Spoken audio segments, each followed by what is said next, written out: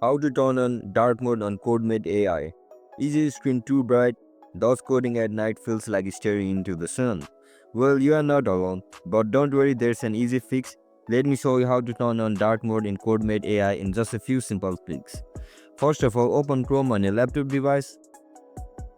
Once you open the Chrome, now search for Codemate AI.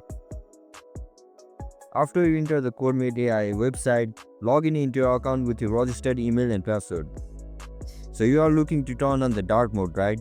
Now look at the top right corner of your screen where you can see the moon icon over here. Just simply tap on it. Once you tap on it, your dark mode will be enabled. If you want to return it back to the original states, then again repeat the same process. And that's it guys, that's how we're going to enable dark mode on Codemate AI. If you guys found this video helpful, don't forget to like, share and subscribe to our channel. See you in the next one. Bye bye.